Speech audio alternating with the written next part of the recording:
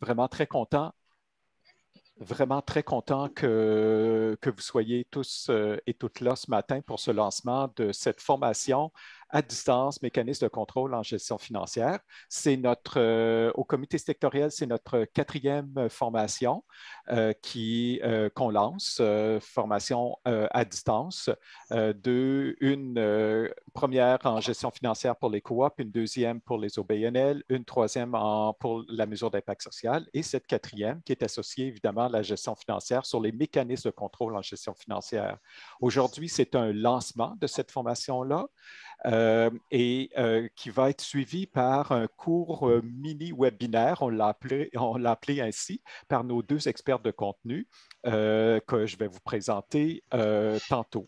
Donc, on va commencer par quelques mots de bienvenue. Ensuite, je vais vous présenter en quoi consiste cette formation-là. Et puis, avec Jacqueline et Audrey, on va entrer un peu plus précisément dans le contenu. Et à la fin, tout va être terminé à midi, garanti. Il va y avoir là, une période de questions, autant sur le contenu que sur les formalités d'inscription, de coûts et tout ce que vous voulez savoir là, sur cette formation-là. Donc, sans plus tarder, allons-y. Donc, avec une première intervention de Mme Audrey Morey, la présidente de la Commission des partenaires du marché du travail du Québec. Audrey, Oui. la parole est à toi. Merci. Merci beaucoup, Philippe. Merci, Odette. Alors, écoutez, je vais prendre quelques minutes parce que je suis certaine que votre intérêt est davantage là, à entrer dans le cœur du lancement de cette formation pour vous dire quand même quelques mots et même si vous êtes déjà convaincus, vous convaincre davantage de pourquoi ce geste aujourd'hui, ce lancement de formation est important. Pourquoi moi, je suis fière de m'associer. Là, je remercie Odette là, puis son équipe de m'avoir invitée. D'abord, se rappeler ensemble là, que le monde du travail est dans une mutation qu'il n'a pas vécue depuis plus d'une trentaine d'années du fait de la transition démographique, puis bien sûr également de la transformation numérique et de nos enjeux climatiques qui vont amener et qui amènent déjà beaucoup de changements dans le monde de l'emploi. Et bien sûr, ces transformations-là mettent de la pression sur tout le monde dans les milieux de travail, y compris les gestionnaires. Et mon constat, donc, depuis quelques années que je suis à la CPMT, je trouve qu'on a quand même des efforts à faire pour davantage s'intéresser aux besoins, à l'impact puis aux besoins qu'ont les gestionnaires en termes de développement de compétences là, par rapport aux défis qu'amène cette mutation-là du monde de l'emploi.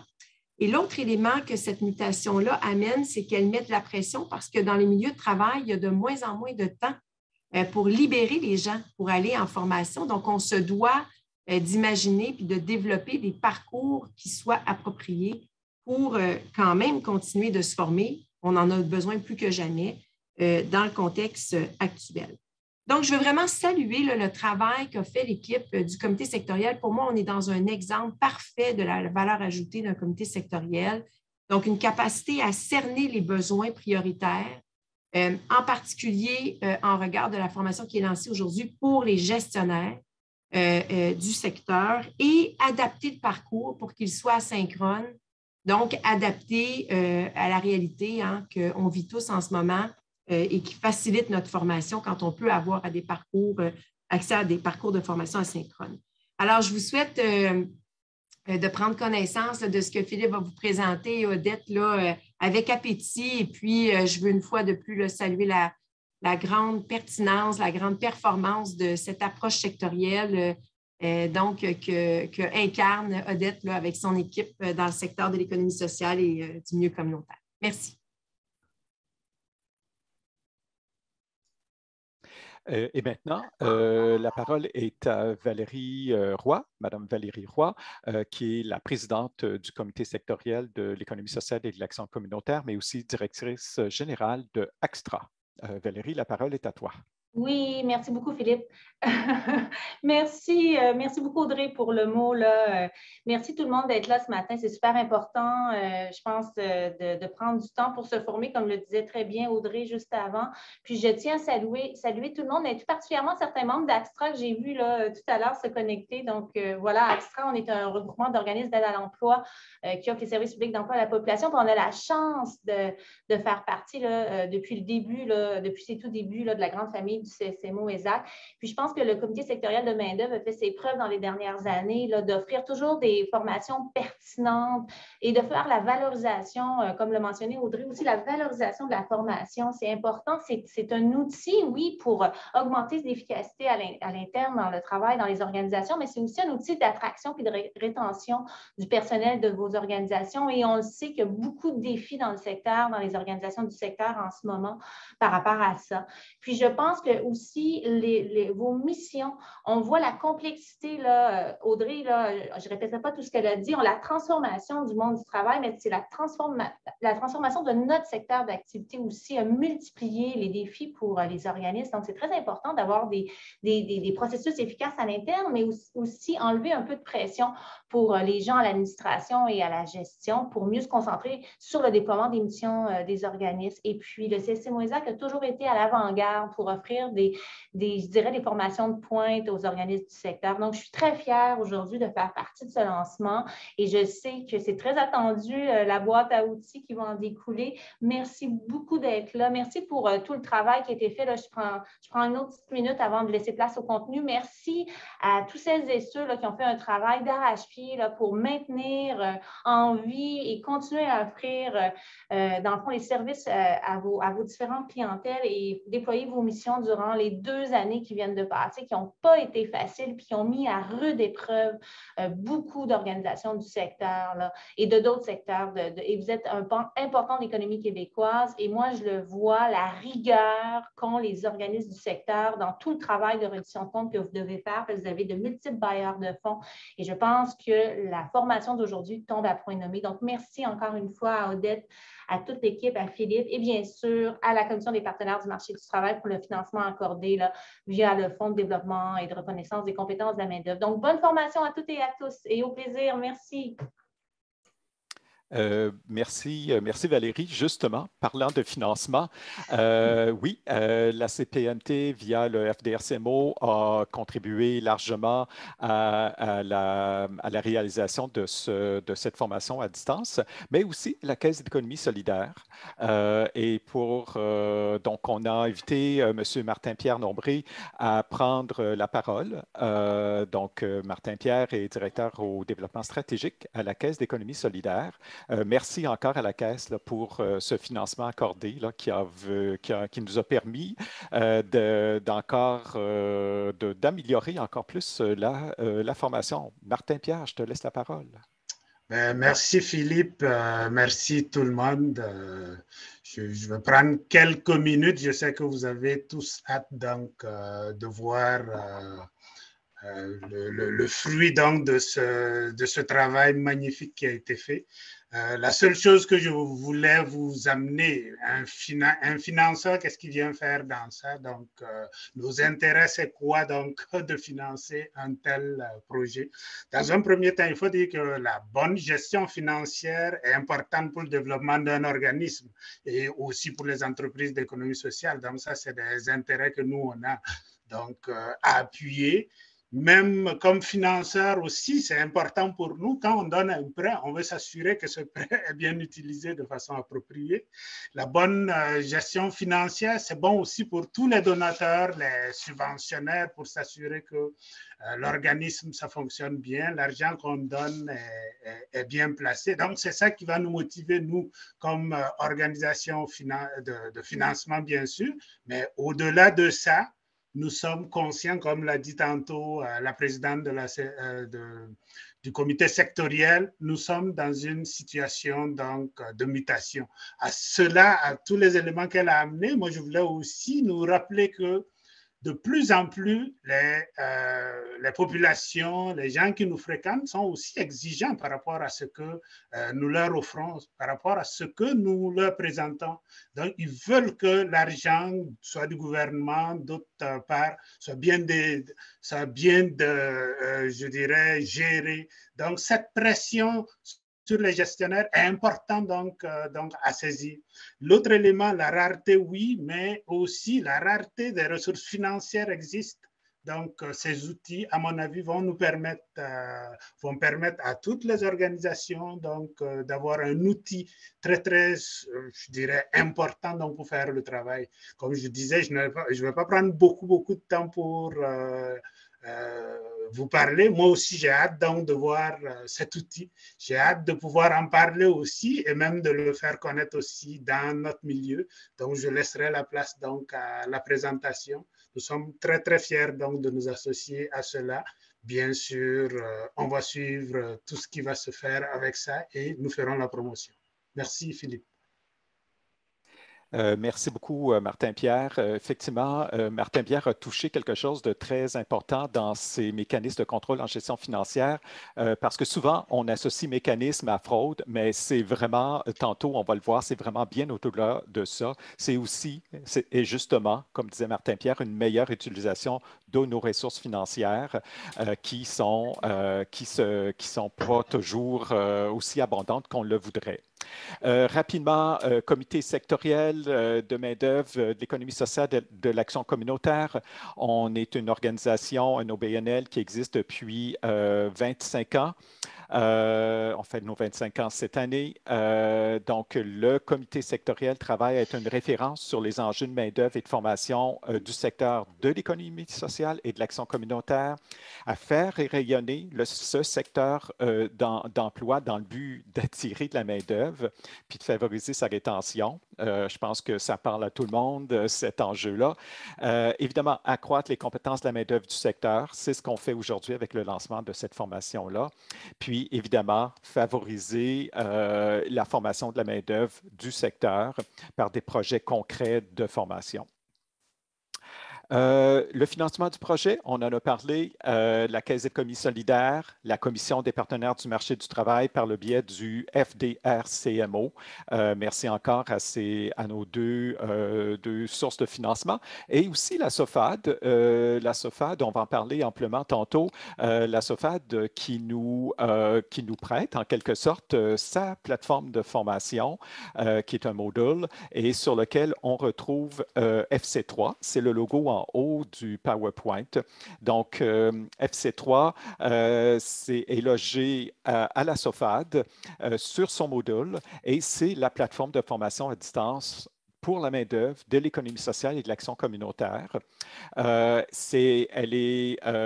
se veut collaborative et par collaboratif, on entend par exemple en ce moment le Conseil québécois du loisir, le Conseil québécois des entreprises adaptées et d'autres. Ils sont sur FC3 pour déployer leur propre formation à distance. Donc, c'est quand même cette contribution de la SOFAD, elle est extrêmement importante. Et je profite de l'occasion pour remercier amplement son équipe. Il y a 3 personnes qui sont nommées ici, mais il y a plein de monde derrière.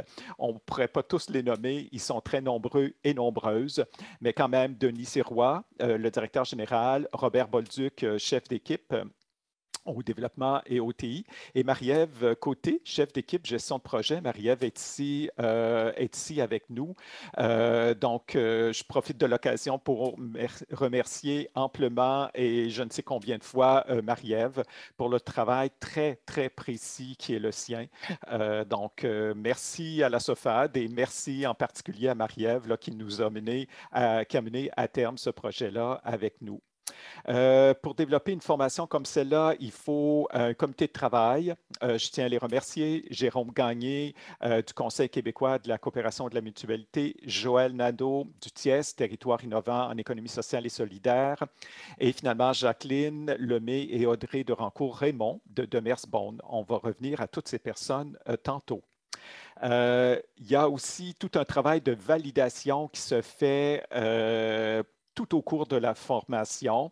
Encore là, un comité sur place dont je faisais partie avec Joël Nadeau-Dutiès, Jérôme Gagné du CQCM, Jacqueline Lemay de Demers-Beaune, Audrey de Rancourt, Raymond de Demers-Beaune aussi. Et aussi, je tiens à le souligner, les 3 organisations suivantes. L'équipe de Patrice Maccabé de Alpaben, Daniel Rochon du Carrefour familial Hochelaga et finalement Gabriel Bellil-Richard, du GRI de Montréal. 3 organisations qui ont validé le contenu de formation. Merci encore. Donc, c'est apprécié puis indispensable. Finalement, nos expertes de contenu, Jacqueline Lemay et Audrey de Rancourt-Raymond. Écoutez, j'y reviendrai tantôt sur le travail de Jacqueline et Audrey, qui est d'une précision incroyable et qui a été vraiment... moi, j'ai énormément appris. Donc, merci beaucoup, beaucoup à Jacqueline et Audrey. Donc, on va vous présenter une petite vidéo sur, de façon générale, ce qu'est la formation, puis après, on va entrer de façon plus précise dans la formation. Voilà. Donc, place au cinéma.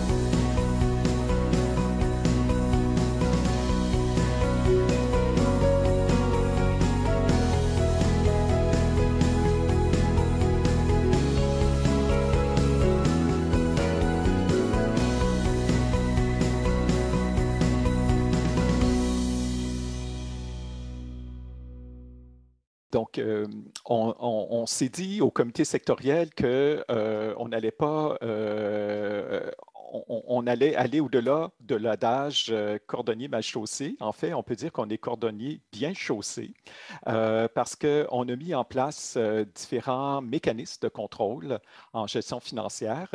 Et puis, on va demander à Ida Hassan, qui est notre contrôleuse ici au comité sectoriel, de nous parler de cette expérience. Ida, la parole est à toi. Oui, bonjour tout le monde. Mon nom, c'est Ida Hassan. Je suis contrôleuse au CSMO ESAC. Donc, cette année, on a mis en place plusieurs mécanismes de contrôle interne. Il y avait déjà, mais vu que l'organisme s'est agrandi cette année grâce à plusieurs financements qui sont significatifs, donc on a dû adapter nos mécanismes selon la situation actuelle. Donc, moi, ce que je peux dire, parce que j'ai vécu d'autres expériences avant mon expérience au CSMO, avant parce que j'étais contrôleuse dans plusieurs entreprises à but lucratif. J'étais auditrice, vérificatrice avec plusieurs bureaux de comptables agréés. Donc, les mécanismes de contrôle interne, ça a toujours été un point très important dans ma vie professionnelle. Moi, ce que je pouvais dire, que ces mécanismes nous permettent de la protection et la sauvegarde du patrimoine de l'entreprise, le respect des règles, veiller à respecter les règles et les règlements et les lois, et aussi respecter les décisions de la direction générale. Donc, ce que je pouvais vous dire, parmi mes expériences que j'ai vécues antérieurement, et où il y avait une défaillance de contrôle interne. Ce que je voulais dire, que le contrôle interne, c'est très, très important dans une entité, que ce soit à but lucratif ou sans but lucratif.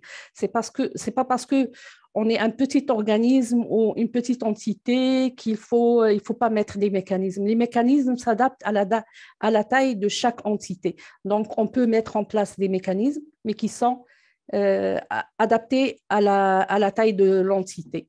Moi, j'ai vécu une expérience à mon arrivée au Canada. J'étais recrutée dans une entreprise, dans un concessionnaire automobile.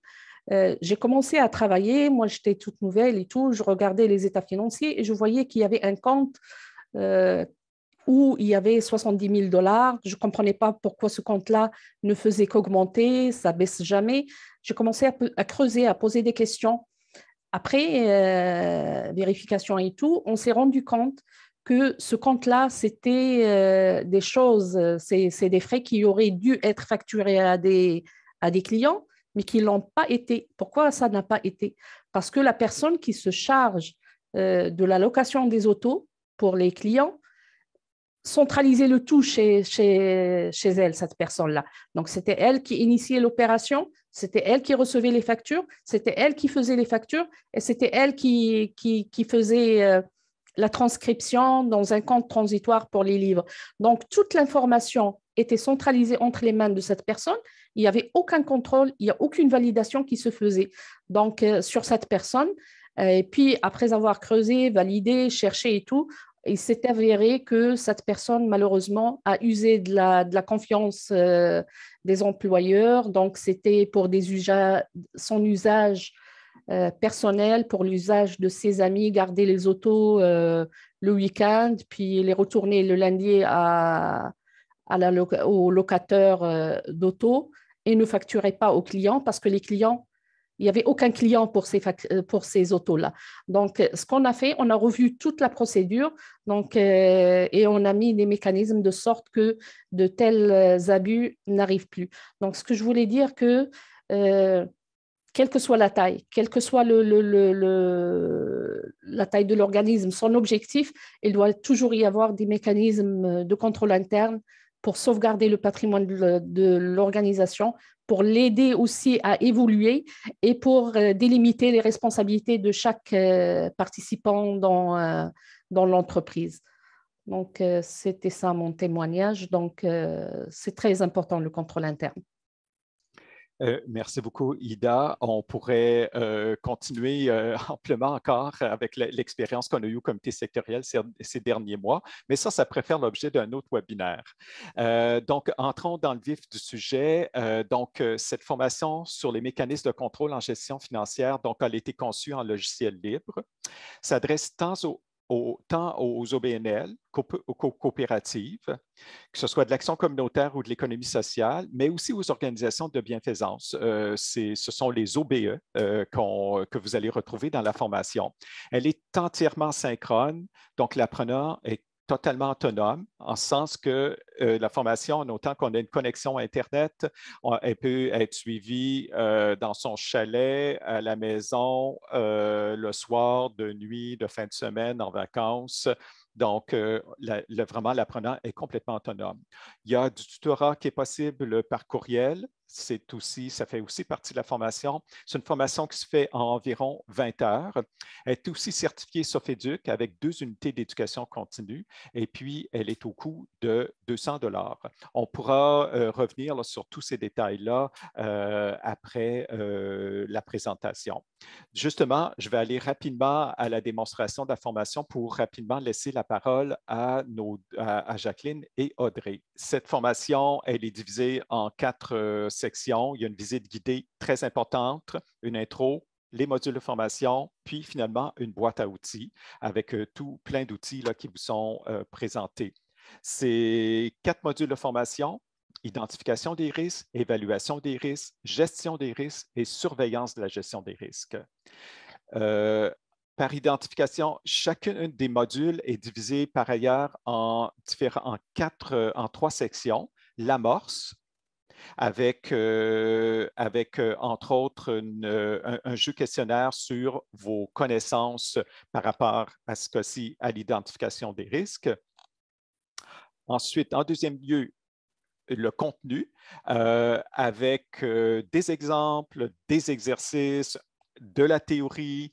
Et très important, à la fin de chacun des contenus, de chacun des modules, il y a un cas illustré qui est vraiment très intéressant, très dynamique et donc qui vous permet vraiment de bien assimiler la matière du module en question.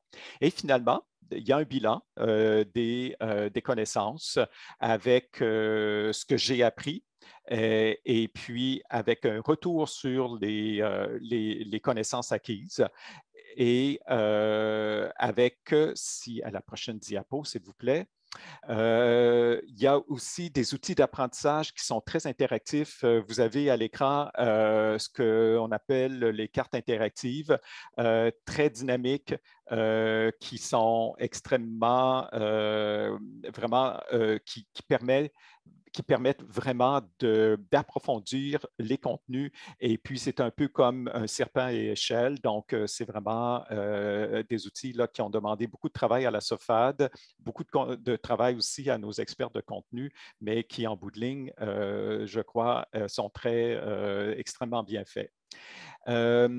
Donc, c'est une formation qui permet un transfert des apprentissages dans son organisation. Vous avez comme à la fin dans le bilan une section réflexion sur mon organisation, donc qui permet un retour des apprentissages et à son organisation. Donc, c'est vraiment très utile. C'est aussi une formation qui a des évaluations formatives par des exercices tout au long de la formation pour chacun des modules. Des évaluations encore formatives, mais si tu peux juste retourner en arrière, Cathy, par un bilan des apprentissages à la fin de chacun des modules. C'est ce que j'expliquais tantôt. Et finalement, une évaluation certificative qui est avec un test à la fin de la formation avec une note de passage de 60% et 3 essais. À la fin de la formation, vous allez recevoir 2 unités si vous faites le test, ce qui n'est pas obligatoire. Vous avez une attestation qui va vous être envoyée par courriel avec 2 unités d'éducation continue. Finalement, on arrive, qu'est-ce qu'on va retrouver exactement dans cette formation-là? On a préparé un mini-webinaire avec nos 2 experts de contenu, Jacqueline Lemay et Audrey de Rancourt-Raymond, à qui je cède la parole. Donc, merci beaucoup pour cette belle présentation que vous avez faite initialement, M. Baudouin. C'est avec plaisir qu'Audrey et moi, on est présents aujourd'hui avec vous dans le cadre de ce lancement. Ce fut une très belle expérience là, que nous avons vécue avec cette équipe dynamique qui a permis justement là, de préparer et de vous offrir aujourd'hui cette formation sur les mécanismes de contrôle interne. Puis le mot qui est important à dire, c'est que ça a été conçu spécifiquement pour vous, là, donc comme mentionné précédemment, pour les organismes à but non lucratif, les coopératives et les organismes de bienfaisance là, enregistrés. C'est un sujet, on parle de mécanismes de contrôle en gestion financière, mais c'est un sujet qui me tient particulièrement à cœur, puis je vois avec les commentaires qu'il y a eu avant moi. Pourquoi? Parce que les mécanismes veulent une solution aux gestionnaires d'avoir justement un processus qui permet de réduire l'incertitude. Donc, je crois que cette formation-là, en entendant les différents commentaires, là, va pouvoir justement y répondre. Là. Donc, on va commencer avec un petit webinaire, mais vous comprendrez que c'est vraiment un sommaire parce que la formation est beaucoup plus détaillée que ça. Donc, pour débuter, avec le slogan que le comité sectoriel a parti, j'aurais le goût de vous dire, tu sais, ayez vos finances à l'œil. Donc, on pourrait, là, justement, avec cette phrase-là, utiliser ça comme un défi pour le futur, tu sais, en disant, bien, si tout le monde, justement, là, prend à cœur les finances, va chercher des outils, mais justement, ça va aider là, les différents gestionnaires à pouvoir avancer et focusser là, sur les éléments essentiels, avec toutes justement là, les contraintes là, qui s'imposent avec les changements au niveau du milieu du travail. Donc, ce défi pourrait débuter, je vous lance ça, pourrait débuter avec l'inscription à cette formation-là. Donc, parlons un petit peu de cette formation. Il nous a été demandé de présenter sommairement, comme je disais tantôt, le contenu. Cette formation va vous permettre de visualiser ce que pourrait être la démarche qui serait à déployer dans votre organisation en vue d'avoir des mécanismes de contrôle efficaces et efficients. Pour ce faire, il va y avoir 4 étapes qui vont être réalisées. Ça va être l'identification des risques, l'évaluation des risques, la gestion des risques. Puis ce qui est très important, c'est la surveillance de la gestion des risques. Ça, c'est le dernier élément qui est souvent oublié.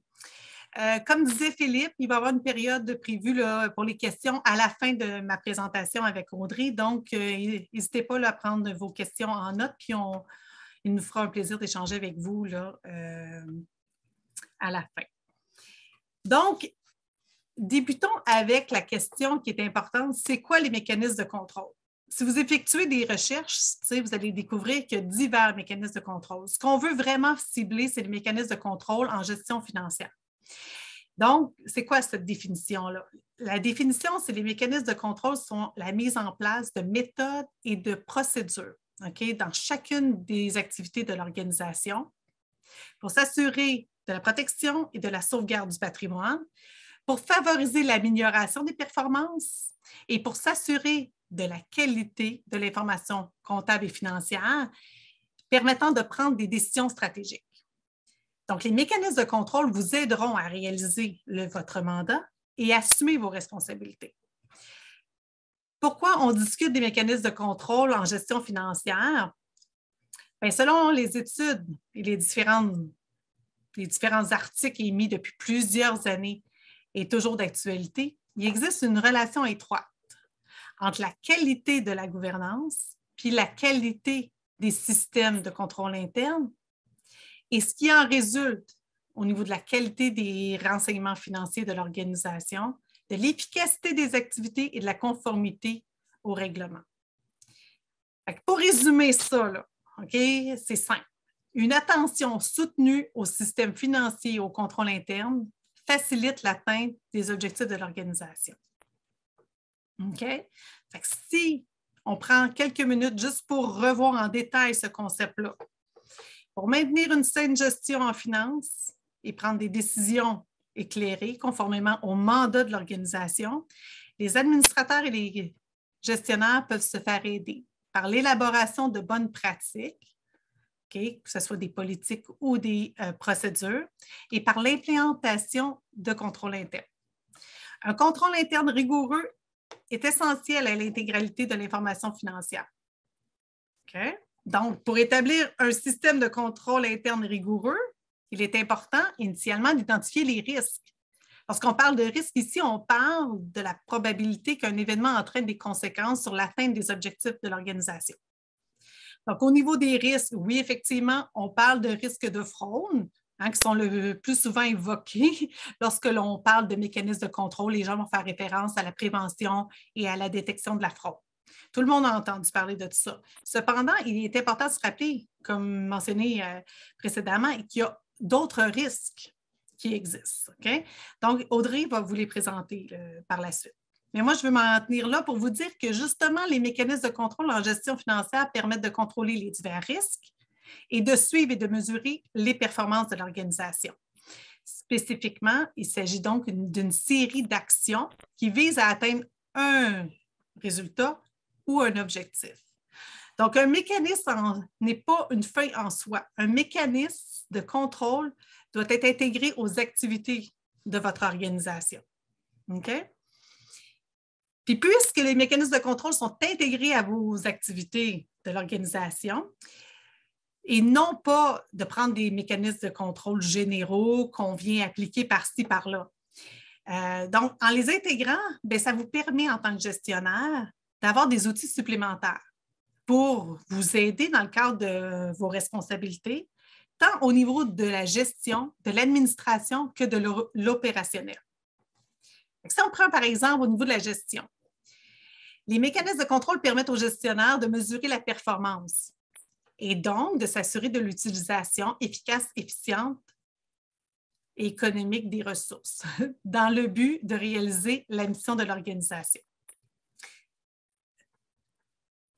Au niveau de l'administration, les mécanismes de contrôle sont nécessaires pour s'assurer d'exécuter une reddition de comptes, exempte d'anomalies et d'erreurs auprès des bailleurs de fonds, des membres du conseil d'administration et des partenaires d'affaires. Comme je disais, il y a au niveau aussi opérationnel. Les mécanismes de contrôle aident les gestionnaires dans les activités quotidiennes de l'organisation afin de prévenir et de détecter les anomalies et les erreurs qui peuvent les empêcher de mener à bien la mission. Donc, c'est ça, j'expliquais. Les mécanismes de contrôle peuvent vous aider pour la gestion, l'administration et l'opération. Il est important de souligner que les mécanismes de contrôle se doivent d'être à l'affaire de tous, le personnel, les gestionnaires, le personnel de la comptabilité, la direction, les membres du conseil d'administration. Tous doivent contribuer en appliquant convenablement et en temps opportun les contrôles ou en s'assurant que les mécanismes de contrôle soient bien appliqués et ce au bon moment et qu'ils fonctionnent en tout temps. Donc, si je reprends au niveau du membre du personnel, bien, c'est important que peu importe leur fonction, ils participent directement et indirectement à l'information financière. Et donc, on doit les impliquer dans justement ce processus-là de contrôle. Et si vous montez des mécanismes de contrôle, donc si vous avez dans le fond des méthodes et des procédures, bien, ça va être plus facile pour les gestionnaires de transmettre des directives claires sur la façon d'effectuer les travaux et de les former sur les éléments qui sont importants à signaler en temps opportun, par exemple s'il y a un risque noté ou s'il y a un problème noté. Et donc, à qui, comme on disait tantôt, à qui s'adresse la formation? Bien, c'est aux gestionnaires, mais également à ceux qui sont impliqués au niveau de l'administration, au niveau de la gestion de ces organisations. Il est bon de préciser que, dans le fond, cette formation-là est spécifique aux organisations qui sont au Québec, étant donné qu'il y a certaines règles qui s'appliquent au Québec. Et qu'effectivement, on a une petite réserve pour certains secteurs. Donc, étant donné que certaines organisations ont des caractéristiques particulières au niveau de leur cadre réglementaire ou de la structure juridique, là, notamment les mutuelles, les groupes religieux, l'aide internationale ou les coopératives là, financières, bien, nous ne les avons pas inclus là, dans cette formation-là. Toutefois, je pourrais vous dire que rien n'empêche de suivre la formation, mais d'être vigilant justement là, à venir peut-être ajuster là, certains éléments à votre propre réalité là, si vous êtes intéressé à suivre cette formation-là. Merci.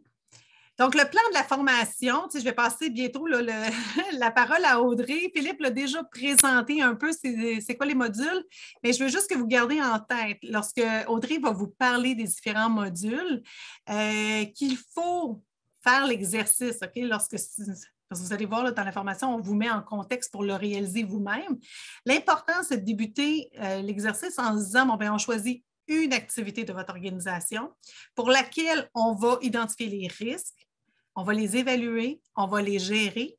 C'est au niveau de la gestion que, justement, on va venir décider de recourir soit à des contrôles internes pour venir réduire, justement, ce risque-là, ou on va prendre une autre action. Et à la 4e étape, c'est là qu'on va surveiller effectivement cette gestion des risques-là, voir si ça fonctionne. Et par la suite, on continue avec une prochaine activité. OK? Et donc, on croit que cette formation-là va venir vous aider à établir les contrôles internes qui sont appropriés, okay, pour venir réduire vos risques, puis qui va venir, dans le fond, vous aider à maintenir vos activités et vos ressources, à effectuer vos redditions de comptes et même là, à venir réduire là, les menaces là, sur la survie de votre organisation. Donc, je finirai en disant, bien, comme mentionné précédemment, ayez vos finances à l'œil. Donc, j'invite Audrey, si tu veux venir présenter ces modules. Oui. Donc, à la suite de la définition du risque que nous avons mentionné précédemment, quand croyez-vous que le risque peut survenir? Donc, on peut changer de diapositive. Donc, il y a risque aussitôt qu'il n'a pas été prévu de faire, de contrôler et de s'assurer que c'est fait correctement ou de suivre les performances. Donc, on peut changer de diapo. Donc, c'est dans cette optique que le module 1 présente une illustration du fonctionnement d'une organisation sans événement de risque et une autre avec des événements de risque. Donc, les illustrations proposées au module 1 permettent d'identifier les événements de risque, les causes possibles et leur impact sur la situation financière de l'organisation. Donc, le module 1 présente également des outils pour les participants qu'ils pourront utiliser pour les aider à identifier les risques et les documenter. Donc, on parle par exemple de l'utilisation de la cartographie pour répertorier les activités de l'organisation et bien identifier les activités à risque. Donc, maintenant, quels sont les types de risques qui peuvent survenir et empêcher une organisation d'atteindre ses objectifs et de réaliser sa mission? Donc, en plus du risque de fraude que nous avons abordé précédemment, les organisations font face à plusieurs autres risques. Donc, pour cette formation, nous avons identifié les types de risques les plus courants, soit les risques liés à la non-conformité, à la confidentialité et à la sécurité des données informatiques, à la protection des actifs, aux conditions de financement, aux bailleurs de fonds et les risques opérationnels, donc les erreurs de processus ou de système. Donc, une fois que les risques de l'organisation ont été identifiés, que doit-on faire? Donc, bien évidemment, nous devons les évaluer. Donc, car face à un risque, les questions que les gestionnaires doivent se poser sont les suivantes. Est-ce que le risque peut être évité? Est-ce qu'il existe des dispositions de prévention pour limiter les facteurs de risque? Et est-ce que les dispositifs de détection sont efficaces lorsqu'il y a manifestation du risque? Donc, il y a deux modes de pensée. Certains auront la pensée magique de croire que les risques ne surviendront jamais, donc qu'il n'est pas nécessaire de compléter cette formation. Attention, c'est bien différent de penser que le risque ne surviendra pas à la suite de l'implantation et de la conception des contrôles. Ou si vous avez pensé qu'il y en a beaucoup trop, je ne pourrais jamais tous les gérer, sachez que le module 2 vous permettra d'évaluer le risque, soit en mesurant son occurrence et sa gravité. Et un outil d'évaluation des risques vous permettra de déterminer un plan d'action et prioriser les risques à gérer. Donc, une fois le plan d'action et les priorités établies, le module 3 vous permettra de déterminer de quelle façon les gérer. Donc, les 4 principales méthodes de gestion du risque sont les suivantes. Accepter le risque. Lorsque l'organisation accepte le risque, elle ne met pas en place de nouvelles mesures pour le gérer. Ensuite, transférer ou partager le risque. L'organisation peut partager le risque avec une autre organisation, comme une compagnie d'assurance. Éliminer ou éviter, donc l'organisation élimine ou évite le risque en supprimant un objectif à atteindre ou en supprimant une activité. Diminuer ou atténuer, l'organisation diminue ou atténue le risque lorsqu'il est possible de le ramener à un niveau acceptable par la conception et l'implantation de contrôles internes. Donc, les gestionnaires peuvent recourir à différentes solutions d'atténuation et ou, dans certains cas, mettre en place des méthodes et des procédures de contrôle interne pour s'assurer de la protection des actifs et des fonds, de la pérennité de l'organisation et la qualité de l'information financière, ce qui permettrait d'encadrer l'application des instructions de la direction et de favoriser l'amélioration des performances. Donc, pour un risque évalué comme étant élevé, quel est le contrôle à mettre en place pour le réduire ou l'atténuer? C'est l'objectif du contrôle interne. Donc, il reste à déterminer de quelle façon le contrôle sera effectué, comment doit être effectué le contrôle, par qui et à quel moment. Donc, en matière de conception de contrôle interne, il y a divers éléments à considérer. Il faut sélectionner la catégorie de contrôle, soit on veut prévenir, détecter ou corriger une situation, la manière dont elle sera exécutée, soit de façon manuelle, informatique ou les deux, et finalement, l'application du contrôle qui détaille comment le contrôle sera effectué, donc par qui, quand et où. L'application de contrôle, par exemple, ça pourrait être à la fin du mois. Pour effectuer la conciliation bancaire, le commis scrute les chèques pour s'assurer qu'il n'y a pas eu d'irrégularité, tel un chèque contrefait. Donc, le module 3 permet aux participants d'élaborer et de poursuivre la documentation des mécanismes de contrôle. Il est important que ces éléments soient documentés pour compléter la gestion des risques. Donc, ici, on peut voir 3 exemples simplifiés de mécanismes de contrôle. Donc, je vais simplement en montrer un pour le rythme de la présentation. Donc, le premier est le risque opérationnel, erreur de processus ou de système. Donc, par exemple, Un exemple de mécanisme de contrôle pourrait être le suivant. Donc, pour éviter qu'un employé procède à l'achat d'un produit qui n'est pas nécessaire à l'organisation, la direction générale doit autoriser les commandes en vérifiant que les demandes d'achat concordent avec les besoins de l'organisation et en vérifiant que ces achats cadrent avec le budget. Nous avons ici aussi un exemple lié à la protection des actifs. Donc, la direction générale s'assure que la marchandise est entreposée de façon sécuritaire pour éviter d'être endommagée par un sinistre. Donc, on peut changer. Donc, je voulais juste dire, attention, les mécanismes de contrôle ont certaines limites et il faut s'assurer qu'ils sont toujours efficaces. D'où le module 4. Donc, maintenant, essayez d'imaginer les raisons pour lesquelles il est important d'effectuer une surveillance des mécanismes de contrôle. Donc, une des pistes des solutions pour contrer les risques, c'est d'établir des contrôles efficaces et efficients. Un système de mécanismes de contrôle est efficace lorsqu'il répond aux objectifs pour lesquels il a été établi. Donc, assurer au mieux la mission, améliorer les méthodes et les outils, clarifier les rôles et responsabilités de chacun, aider à la prise de décision, prévenir et détecter les risques et produire une reddition de compte exempte d'anomalies et d'erreurs. Donc, d'où l'importance d'effectuer la surveillance de l'efficacité des contrôles et d'avoir à l'œil tout changement pouvant survenir tant au niveau du personnel, des vacances, des nouvelles activités ou d'un changement de système.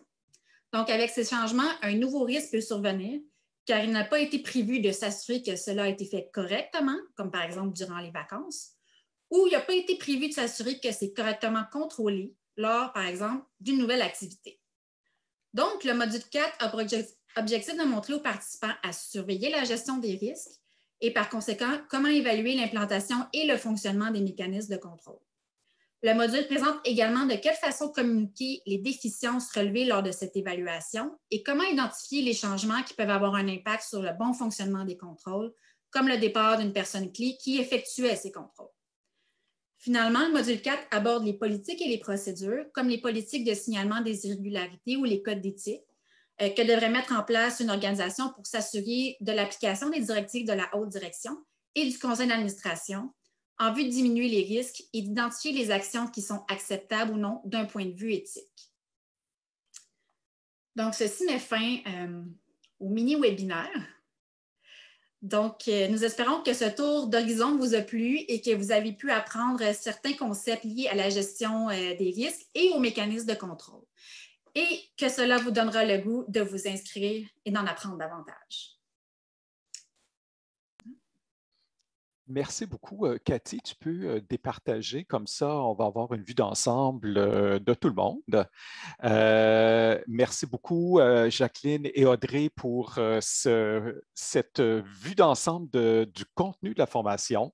On est conscient que c'est rapide, mais c'était aussi pour titiller votre curiosité. Soit dit en passant, c'est lorsque vous allez vous inscrire, le module 1, prenez votre temps. C'est très important, en fait, de prendre son temps, de peut-être pas faire les 20 heures en une fin de semaine. C'est quand même, et sortez vos états financiers, imprimez-les. N'hésitez pas à retourner à votre organisation. De toute façon, à même la formation, il y a tout ce qu'il faut pour que vous vous questionnez sur ce qui se passe dans votre organisation. Donc, c'est vraiment, donc, prenez votre temps. C'est une formation, oui, où on aborde beaucoup d'éléments, mais en même temps, on a voulu quand même y mettre un peu de ludique. Et puis, donc, ben voilà, c'était une présentation très générale de ce qu'est cette formation. Et maintenant, il nous reste un petit 5 minutes. Si vous avez des questions, soit vous prenez la parole ou alors vous l'écrivez dans le chat. On va y répondre très, très volontiers. Philippe, si je peux te couper, je vous invite vraiment à poser vos questions. On a 2 expertes là, de mécanismes de contrôle qu'on voit rarement. C'est votre occasion. Il n'y a aucune question qui ne fait pas de sens. Puis je vais commencer par en poser une, par exemple, pour vous donner le goût d'en poser d'autres. On reçoit souvent, il y a plusieurs cartes Visa dans une organisation. Comment on fait pour assurer le contrôle de tout ça? Donc, la question piège. Effectivement, il y a plusieurs choses qui sont comme habituelles dans le fonctionnement d'une organisation et pour lesquelles on ne met pas nécessairement d'emphase sur ces éléments-là.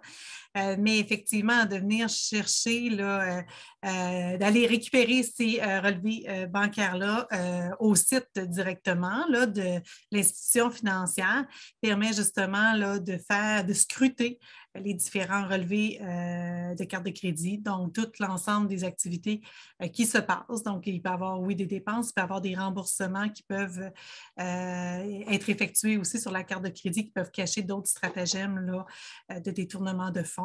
Donc, c'est de vraiment là, prendre connaissance de l'ensemble des transactions qui y sont et non pas seulement les transactions qui sont là, justement là, passées dans le compte de dépenses. Donc, il y a vraiment cette comparaison-là qui peut être faite pour venir justement détecter les différents là, montants ou les différentes sommes. Donc là, je fais référence à des transactions personnelles qui pourraient passer sur la carte de crédit, mais je pourrais faire aussi référence à un stratagème où justement on réclame, par exemple, un déplacement là, à un prix plus élevé. Après ça, on demande un remboursement et après ça, on va chercher là, un déplacement qui coûte là, un prix le plus modique. Là. Donc, ça peut être des exemples. Est-ce que ça répond à ta question? Oui, merci Jacqueline. OK. Tatiane et ensuite Thomas. Oui, bonjour, j'ai écrit ma question dans le chat. Je me demandais juste, est-ce que la formation s'adresse à des postes particuliers dans l'organisation qui vraiment est la personne la mieux placée pour la suivre? Est-ce que c'est la direction, les gestionnaires ou n'importe quel employé? Bien, je dirais que vaut mieux que dans une organisation, plusieurs personnes puissent être au courant de ce processus-là pour pouvoir y participer. Et donc, justement, on le fait là, de façon à ce que ça puisse là, répondre à différentes personnes de l'organisation. Donc, ça pourrait être un gestionnaire, ça pourrait être quelqu'un au niveau de la comptabilité, ça pourrait être quelqu'un de l'administration, puis on pousse même là, au niveau des concepts, au niveau des membres du conseil d'administration.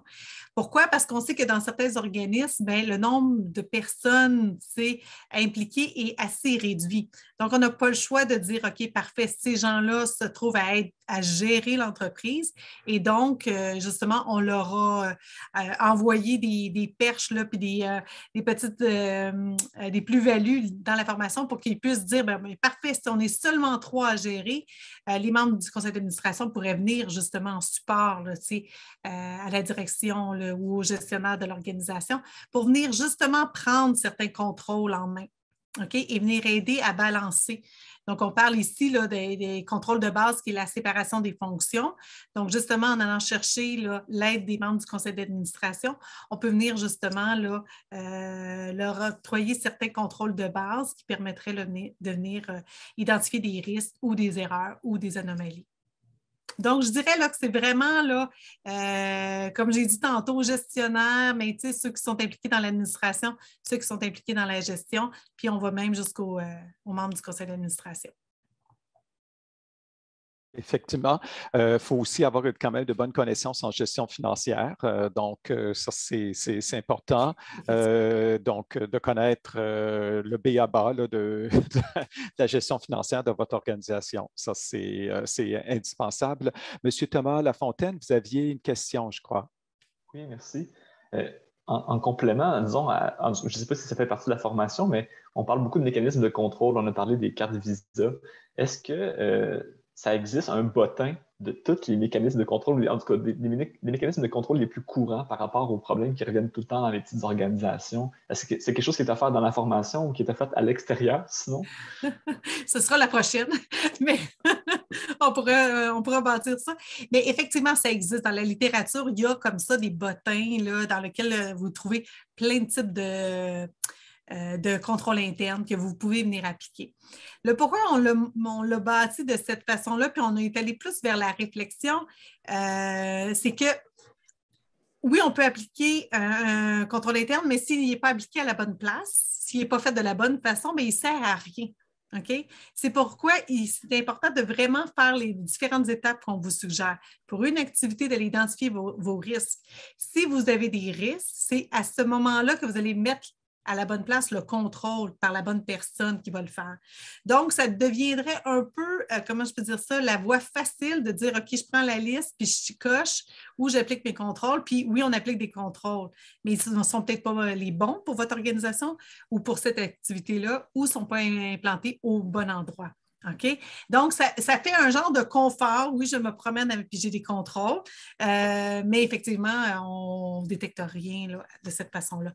C'est pour ça que pour débuter, on vous lance dans cette expérience-là qui, oui, effectivement, semble plus fastidieuse, mais une fois que vous allez voir comment vos activités fonctionnent, qui fait quoi, c'est là que vous allez pouvoir venir insérer comme il faut les contrôles. Puis oui, on en suggère quelques-uns qui peuvent, là, justement, pour certaines activités, là, venir vous aider. Mais oui, il y en a, là, il y en a à l'intérieur. Plusieurs exemples. Une dernière question de M. Ambroise-Henri. Est-ce que cette formation nous aidera dans la gestion multiprojet pour mieux suivre et en venir à une réduction plus facile des projets visés? Bien, effectivement, parce qu'on parle de travailler par activité. Là, je vous ai dit, là, avant que Audrey présente les 4 modules, je vous ai dit toujours avoir comme à l'esprit qu'on travaille par activité. Donc, à ce moment-là, on pourrait travailler par projet. Pour un projet, quels sont mes risques? Et là, descendre, dans le fond, les différents modules avec cette idée-là qu'on travaille pour un projet spécifique. Et ce projet-là spécifique pourrait être divisé par activité également là, pour justement être sûr qu'on cible là, l'ensemble des risques. Donc, un projet a des revenus. On travaille, dans le fond, les 4 modules pour les revenus. Par la suite, ce projet-là a des dépenses. On prend les dépenses principales. Puis, justement, on descend là, les 4 modules là, au niveau de l'analyse. Écoutez, il est 12h05. J'avais dit midi garanti. Bon, c'est 12h05. Donc, on pourrait sûrement continuer, mais on va s'arrêter là. Moi, pour ma part, j'ai énormément appris en développant cette formation-là, en coordonnant cette formation-là avec Jacqueline et Audrey. C'est éclairant, en fait, comme formation. Et puis, lancez-vous à petite dose. Puis, est-ce qu'on pourrait dire, Jacqueline, peut-être une dernière petite question, est-ce qu'il faut regarder l'ensemble de ces mécanismes-là ou on peut en choisir en se disant, ben moi, cette année, c'est celui-là que je voudrais ou 2? Peut-être, et puis les autres, ben, ils vont venir au fur et à mesure, et tout de suite après, ben, ça sera le mot de la fin. Effectivement, là, pour un travail là, comme ça dans des organismes, c'est important de cibler, par exemple, on pourrait débuter avec les activités principales qui sont déjà un enjeu, soit dans la gestion quotidienne ou soit au niveau des risques par rapport à un bailleur de fonds. Ça pourrait être les premières expériences là, dans lesquelles on se lance là, pour faire ce processus-là. Mais c'est important d'aller faire le tour. C'est sûr qu'il faut se donner quand même quelques temps pour faire le tour, peut-être quelques années. Pour avoir cette matrice-là qui fait le tour de vos risques, le tour de vos activités et qui vous permet, c'est la 4e étape, qui vous permet de dire après ça, je surveille ma gestion des risques. Et donc, s'il y a un changement qui se fait dans l'organisation, là, je viens changer certains contrôles ou je viens évaluer si j'ai besoin de changer des contrôles. Mais effectivement, pour se rendre jusque-là, ben, ça peut prendre, oui, effectivement, là, quelques années. Là, on prend les petites bouchées, mais au moins, on construit et on s'en va là, vers une méthode, des mécanismes et des procédures là, qui sont clairs pour tout le monde. Merci. Merci beaucoup, Jacqueline. Merci, Audrey, pour cette présentation-là. Merci à tout le monde d'être présent. La formation, pour terminer, l'inscription se fait directement sur notre site web, csmoesac.uc.ca. Dans l'onglet « Formation », vous allez la voir, elle est là tout de suite. La vidéo de promotion, elle est là aussi présente. Vous pouvez, auprès de vos organisations, si vous êtes un regroupement, vous pouvez diffuser tout simplement le lien de cette page-là. Sinon, Cathy pourra envoyer le lien de la vidéo comme tel. Merci encore à tout le monde d'être présent. Merci encore à nouveau toute l'équipe de la SOFAD pour avoir mené à terme ce vaste projet. Et puis, évidemment, merci énormément à nos bailleurs de fonds qui ont permis la réalisation de cette formation. Je vous souhaite un bel été et puis et à la prochaine lancement de formation. Merci encore. Au revoir.